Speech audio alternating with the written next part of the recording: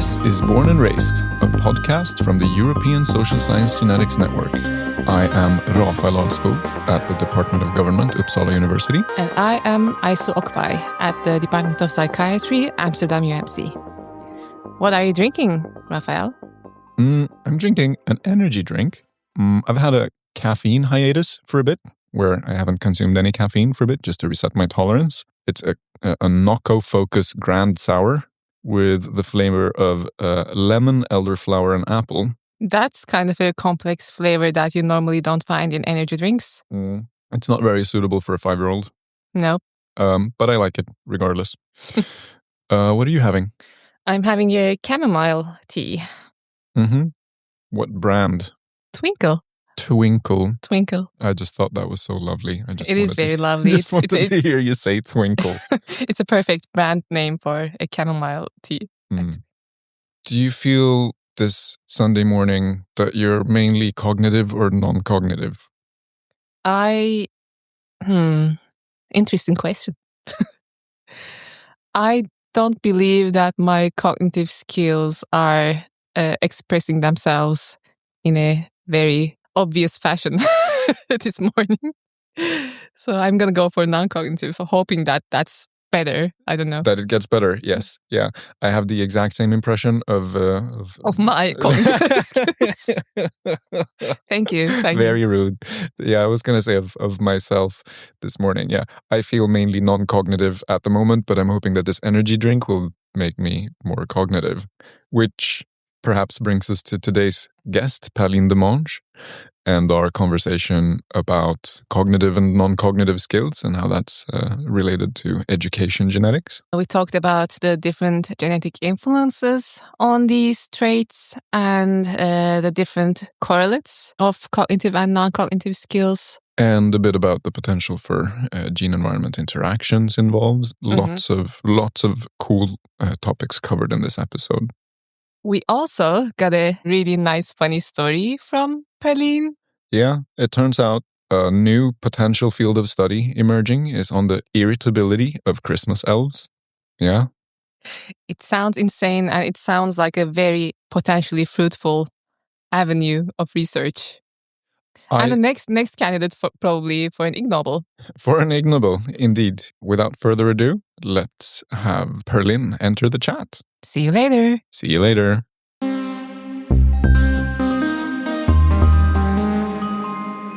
Perline Demange, welcome to Born and Raised. Thanks for having me. So we are in Oslo once again, and on a Sunday morning, you've agreed to talk to us.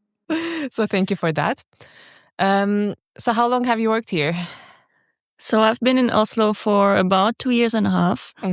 And before that, I was in Amsterdam for my PhD. You're in the Department of Psychology, right? Yes, psychology, and then in a section called ProMenta, which is basically about inequalities in mental health. So it's we are our group doing a bit of genetics, and then other groups doing more longitudinal studies, neuroscience. So it's quite dynamic group. Yeah. Do you want to tell us a little bit about the research you've done in your PhD and what you're doing now, if it's different? It's very similar. So in my PhD, I was doing broadly, basically interested in using genetics as a tool to look at the effect of the environment on education and mental health and inequalities that can arise in these two topics. So yeah, genetics for causal inference and genetics to understand underlying structure of these phenotypes. Could you open that up a little bit? So how do you use genetics to study environmental effects on these outcomes? There's different ways. So there's different meaning of genetics, at least in my head. One way is just genetics in the term of like family. And so comparing family members is a great way. By, for example, comparing siblings, you're going to hold constant all factors that are shared by these siblings. So things like family environment will be held constant. So you will be a bit more confident in saying a sibling that has higher education also has a lower risk of mental health. And you know this is most likely not due to the family environment. So that's one way of broadly genetics. or like family structures. And then the more molecular genetics, where there you're going to use polygenic score and try to disentangle what is in a polygenic score. Can you control environmental effect for these genetics effect with these polygenic score or family structure? Or can you use this polygenic score to use as a proxy for the environment? Uh-huh. Yeah. What kind of outcomes do you look at in relation to these polygenic scores? So one side is mental health. So I've been looking at different mental health disorders. And then the other side would be education phenotypes. So one work that I've been doing is looking at cognitive and non-cognitive skills.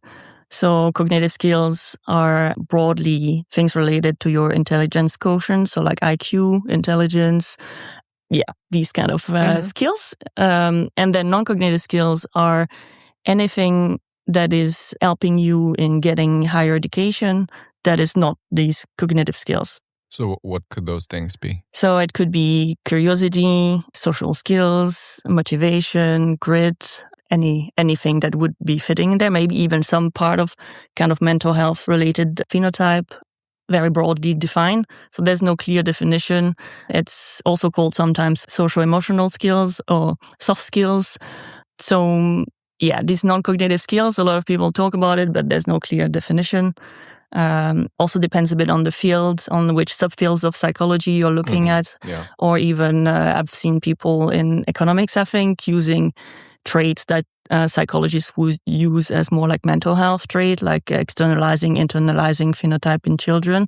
And they would say it's non-cognitive skills, which psychologists would not. But so very broad definition, basically. Yeah, I see. Yeah, semantically, I mean, is it correct to call it non-cognitive? Isn't everything cognitive in that sphere? Yeah, that's a great question. It's a big debate on like how much is there like links between the two. I think there's definitely high correlation between the two. Depends also which non-cognitive skills you're looking at. But the way at least we conceptualized this in our work was like, let's use this non-cognitive skills as a tool. So this non-cognitive skills is like a true meaning in a way that it's anything that is in education, attainment, achievement, that is not in these cognitive skills. So by default, it is non-cognitive skills. So for our like usage of what we are looking at into these non-cognitive skills, this is correct. But in like layman's person, or if you talk to other psychologists, they might disagree a bit. Mm-hmm. So if one were to actually do that decomposition of something like educational genetics, how much would you say then? How much of that signal is cognitive versus non-cognitive? So basically how we worked on this cognitive and non-cognitive skills at first was try to define these non-cognitive skills. And because we want to look at the genetics of non-cognitive skills, I mean, you've heard probably know from other interviewee on this podcast, like polygenic score are very useful. Having the genes or genetic variants associated with a trait can be useful for a bunch of things, a bunch of studies. So we wanted to have what are the genetic variants associated with these non-cognitive skills. So to do this, because there's not clear definition of these non-cognitive skills, and there's also no clear, or like doing a GWAS requires a lot of data, and getting this data on these different non-cognitive skills is actually quite hard. So we used some kind of statistical trick, which was taking the genetic variants that are associated with education attainment, taking the genetic variants that are associated with cognitive skills, and basically subtract them. So subtract the genetic variants of cognitive skills from the genetic variants of education attainment, and then calling this non-cognitive skills. And then we could get what is the strength of association of each genetic variance with this kind of factor that we are creating that we are calling non-cognitive skills. And then the question was, how much is which? I mean, it's both. That's like, I guess, the most important. It's always going to be both.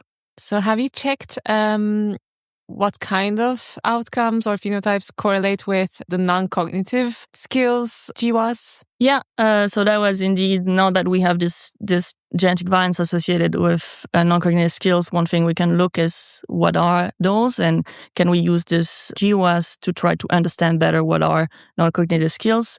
So doing just genetic correlation, we've done this with educational skills, and then we could see skills that are a bit more related to phenotype or outcome that are more related to what are your educational achievements, or something like if you do a standardized test score in education or something like this, it will tend to be more related to cognitive skills. But if you look at something like how far you are going in education, so one was like, for example, math ability and which math class do you go to, like how far along do you decide to pursue math class, then it's the ability is going to be more related to cognitive skills, but how far the students is going into their math training is going to be more related to non-cognitive skills.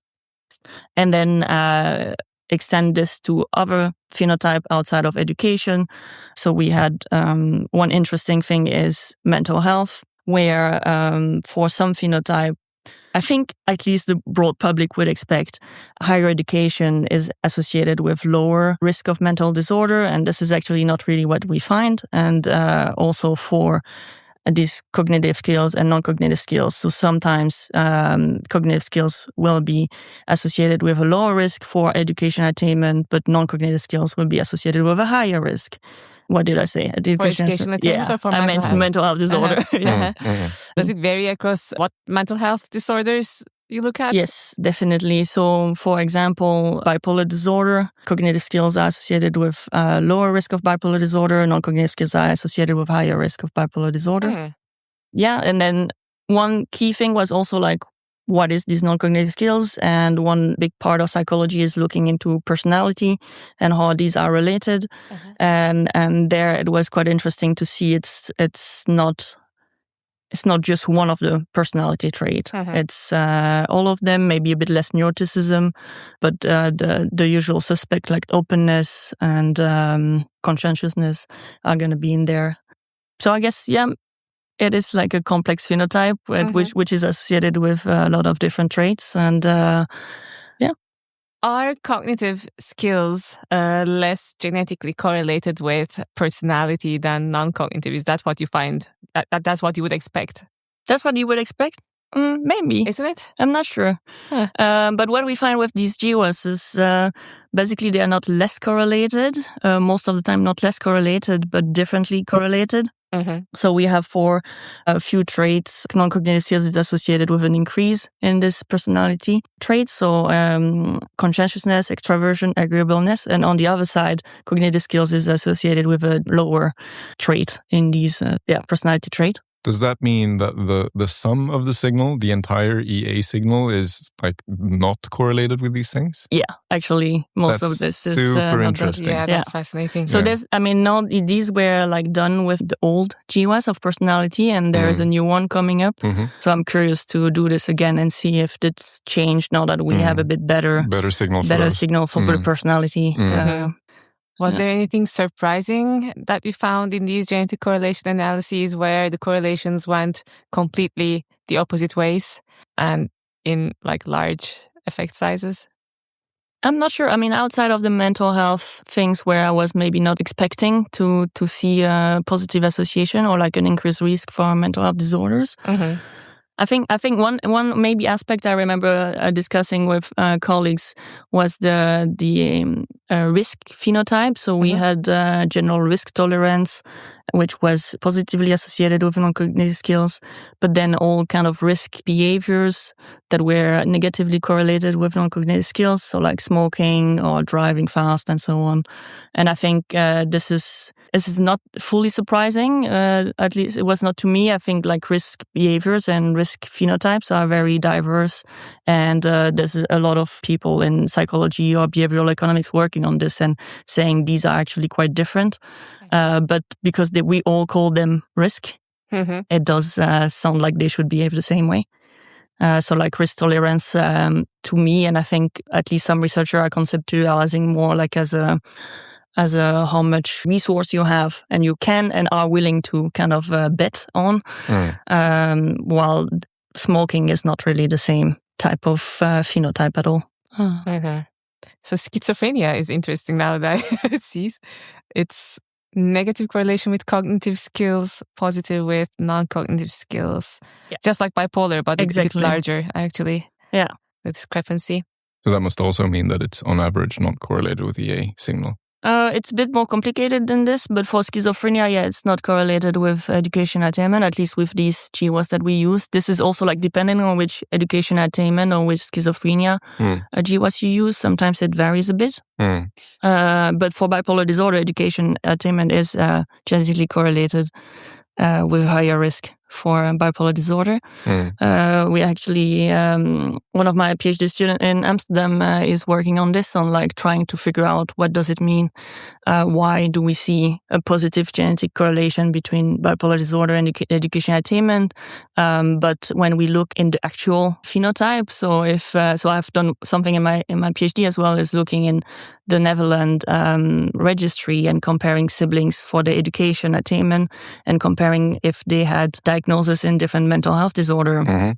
And there we see if a sibling has a higher education attainment, they are less likely to also have a bipolar disorder phenotype. So the effect seems to go in a different direction, so depending on if you look at the genetic liability or if you look at the actual phenotype you would have in predicted adults. the opposite. Yeah, exactly.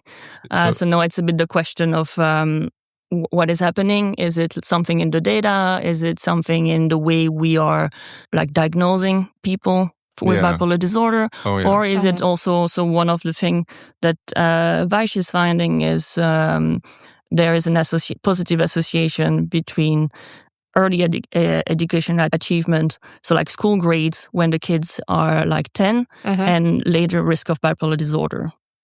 So higher grades when the kids are younger is a higher risk for bipolar disorder later on. And then at some point there's a shift. So what we think is happening is that the moment individuals who are at risk for bipolar disorder actually pass this threshold and do show symptoms of bipolar disorder, this is really negative for their educational achievement. Yeah. So could there be like a compensation type of effect? Like if you have lower cognitive skills, you would need higher non-cognitive skills to achieve the same level of education attainment, and vice versa. And could that induce kind of a negative correlation between these skills? Have you ever looked into something like that? So we've looked at interaction, but more with like interaction with the environment. And we see compensation, but more compensation from the environment. So higher SES environments tend to compensate for a lower polygenic score in non-cognitive skills. But in between, we definitely discussed this, and I don't remember if we couldn't find this interaction between cognitive skills and non-cognitive skills, or if it's because it is actually difficult to look at. It is difficult. Things are correlated, and then they are the way you define them is difficult to make strong conclusion, and then just power as well. If you're going to make three-way interactions, this is a nightmare. And then if you say this is only happening at the higher education side of the distribution, you also have like other issues of like collider bias. How much do you trust your results? So I would be a bit careful in how to interpret any things. I guess it's part of the collider bias itself that we're looking into here in this question. That's true.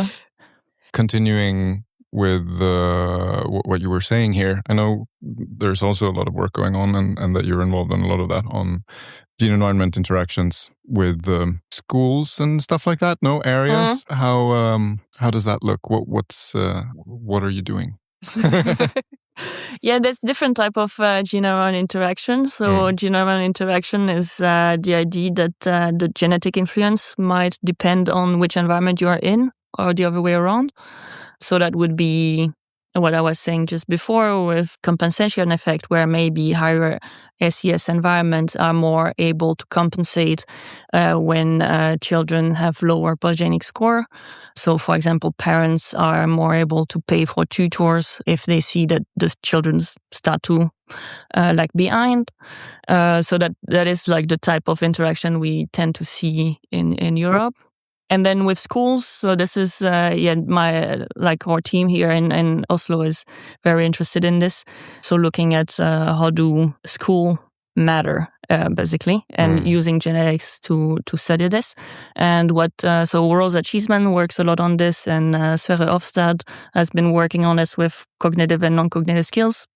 And basically seeing that, yes, which school you're in matters for how much your genetic will influence your education achievement, so your grades. And then the question is, what in the school matters? So it is a bit hard to find. So Rosa was looking at different things, and basically it looks like it's always associated with socioeconomic status of the school. Sverre had a bit more measures and could see some interaction with like teacher education, which is maybe also related to the socioeconomic status of the school. What is interesting and that he actually didn't find is a strong effect of gender of the teacher. So he's interested in gender difference. So what he did see is non-cognitive skills, or like schools matter more for the effect of non-cognitive skills for boys than for girls. But then looking in like what factors of the schools, it looks like for boys or for girls, it's actually the same factors that matters in like how well you are doing in school. So there was no difference there. Right. So cognitive and non-cognitive skills matter in the same pattern for boys and girls in the school. Non-cognitive skills matter, like there's a bit more interaction with the schools. So the effect of like, or the association of polygenic score with GPA tend to be not dependent on the school, so the same for all the schools. And for non-cognitive skills, there's a bit more variance in the schools, so which schools you are in matters a bit more. And then it is very similar for boys and girls, but there's a bit more, like boys are doing a bit less well in schools, and like for GPA, so then there's a bit more complicated patterns in there, but in general it's like similar for boys and girls.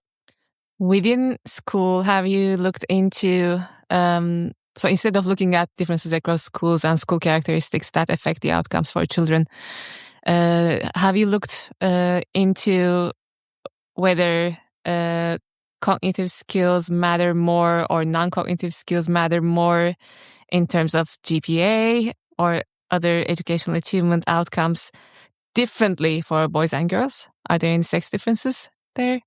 So that's part of like this study, and it's again a bit hard to answer because of the tools we have. So it looks like non-cognitive skills do matter, and they might matter more for boys, but it's mostly because boys are doing less well.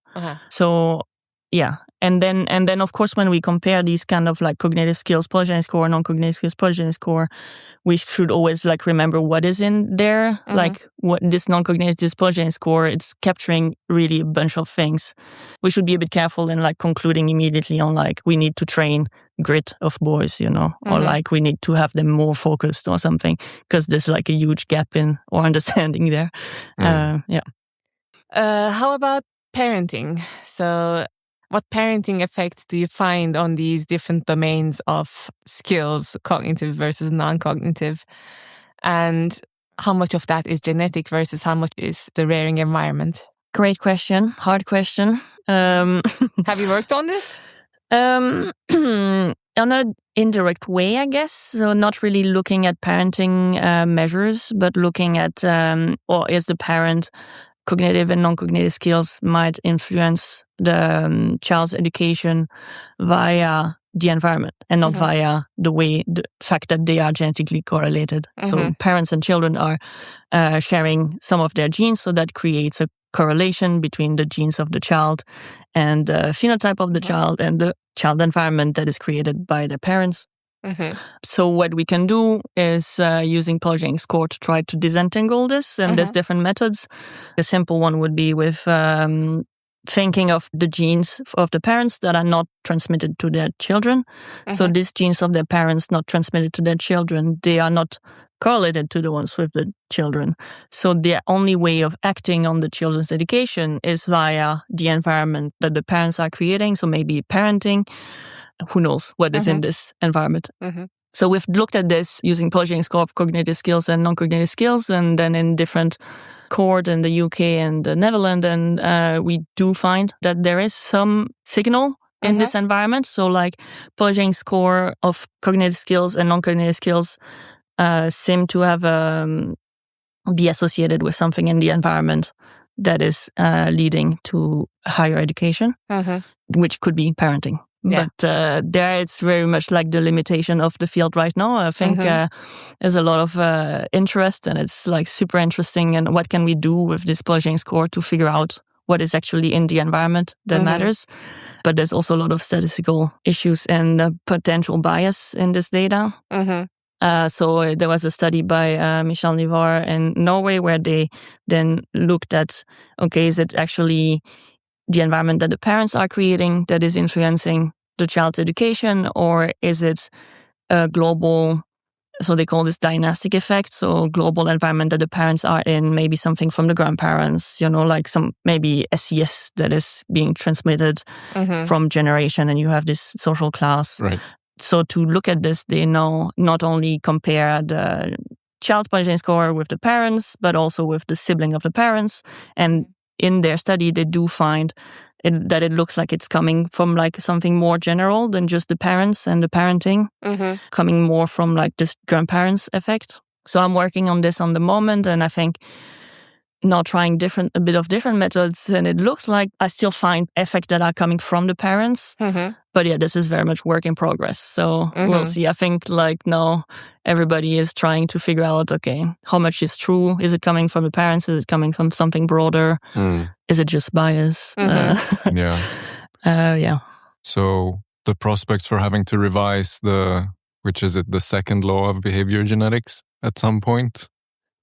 Second law that heritability is always higher than shared environment influence? Yeah, or shared environment is usually close to zero, I think. Something like that, right? Yeah. That might just be an artifact of twin methodology. Yeah, definitely. Depends on the phenotypes you're looking at. And so is this, I guess, the new hot topic in the field, where looking at dynastic effects and parent effects? Because I guess there's more data now on genotyped families. Yes. That is allowing this. And we can expect to see more on this, I guess, in the near future. What do you think? Yes. Yeah, so definitely. I mean, these are methodology that requires large sample of genetic data within family. That's why I'm in Norway, because we have this MOBA cohort, which has a large sample of parents and children genotype. So I think there's a lot of promise in this research.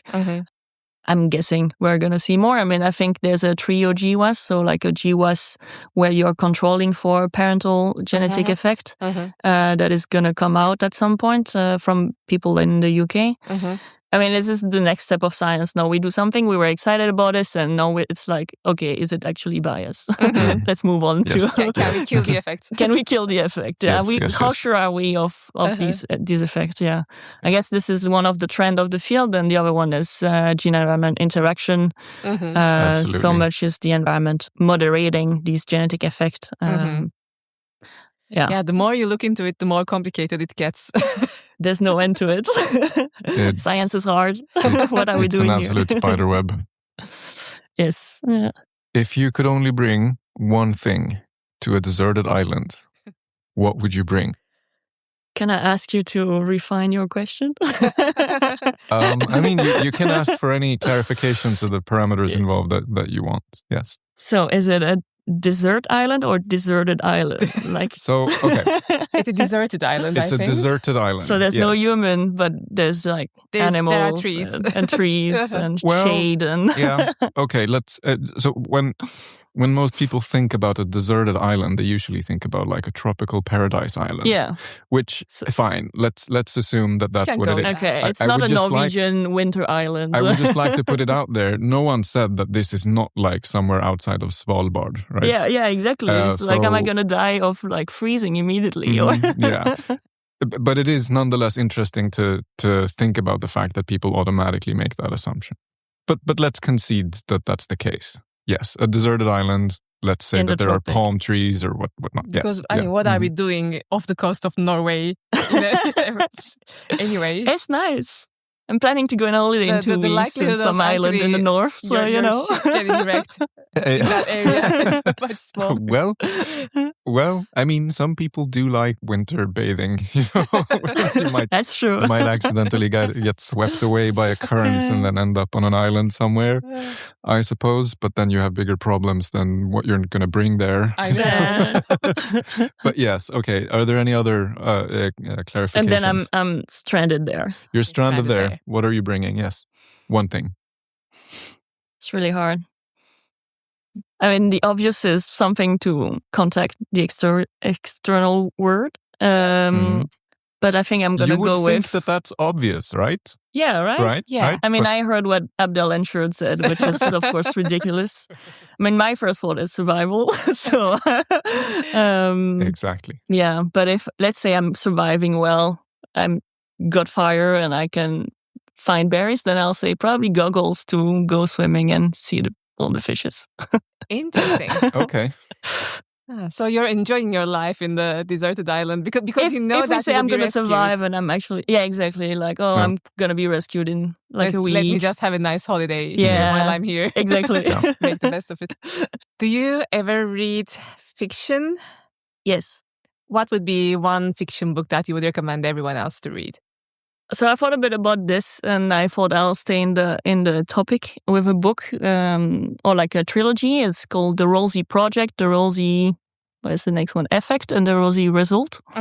And it's not about genetic, but the main character is a professor in genetic, which has clear Asperger's syndrome. And it's not really addressed, but this is part of like how the book is very interesting to see this character evolve. So in the first book, he's looking for a wife. And then the second book, he's found a wife and she's getting pregnant. And then the last book, which is the one I really want to recommend, I think it does beautifully at bringing all subtle or like difficult topics where there is no clear right or wrong, that are very controversial in a way that is very easy. So these are books that are like, I bought this for my mom at Christmas. It's like very easy to read for everyone, very funny. But there it's bringing like it starts with this professor in genetics trying to teach something to students, and then in his excitement saying something that is taken out of context and puts him in a way like he sounds like a very racist person. But it's very interesting of like how the author is like building this and like how the character is reacting to this. And then at the same time, the wife is having to deal with a academic environment which is sexist, and it's also very well treated. And then their son is now showing up maybe sign of autism, and it's a whole question of like, what do we do with our son? Do we want to have him get a diagnosis or not? Do we really think it's autism? What is autism?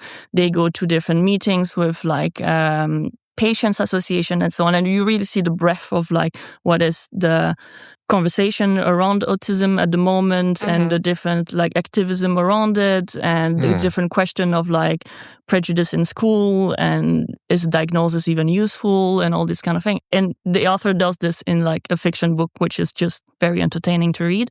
So I think, I'll recommend this. Is there anything that you can share about yourself that might be funny or interesting or weird that people may not have heard before? I thought I'll share a funny story. So my accent is a bit weird. I know more and more people are asking me if I'm Dutch or German, but I'm not. I'm French. And I mean, you can also hear that I'm French.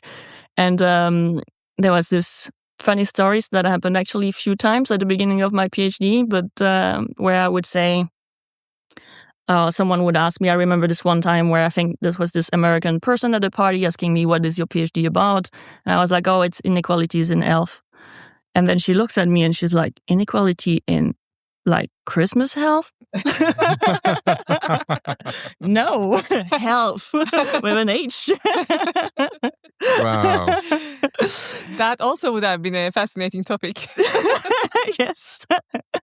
Yeah, and now I see it also when I lecture and I look at the automatic caption, and apparently I'm lecturing in irritability and not heritability. Oh, yes, irritability. Yes. The irritability of Christmas Elves. It's perfect. a perfect crossover. I have a feeling that this is an upcoming Ig Nobel. Yes. Right. The irritability of Christmas elves. Yes. Yeah, we should just measure the irritability of a lot of traits, like Yes. percentage-wise.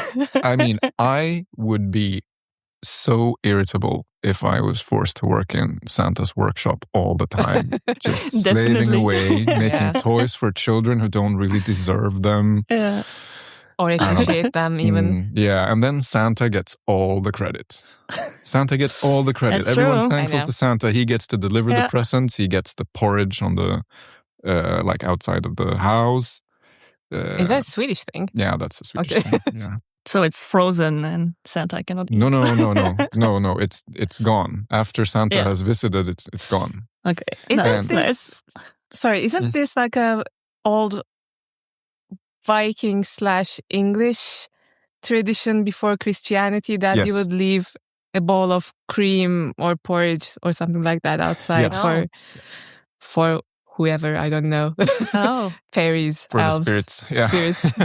Yes. Yeah, in my region of France, we do this for Saint Nicolas, which is Sinterklaas in Dutch. We leave a bit of food for Saint Nicolas. Yeah. There seems to be a little bit of overlap in the irritability of Christmas elves after all. Yes. Perline, thank you very much for joining us on Born and Raised today. Yeah, thank you very much for having me. Great. Great. Thank you.